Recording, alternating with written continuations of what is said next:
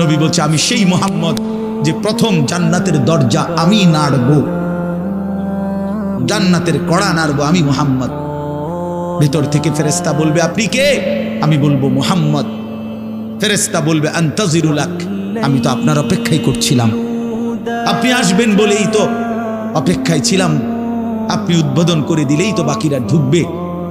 তো সেই নবী যিনি জান্নাত উদ্বোধন করবেন, তিনি 5 ওয়াক্ত নামাজের পরে ভাইয়া প্রতিদিন তিনি যেই কথাটা দোয়া করতেন, এর মধ্যে একটা দোয়া এটা, আল্লাহুম্মা ইন্নী আউযু বিকা মিন আযাবিল কবর ওয়া মিন ফিতনাতিল কবর ওয়া মিন ফিতনাতিল মাসীহিদ দাজ্জাল ওয়া মিন ফিতনাতিল মাহইয়া ওয়াল মামাত। আল্লাহ আমি কবরের আযাব থেকে পানাহ চাই। নবীজি নিজে বলতেন,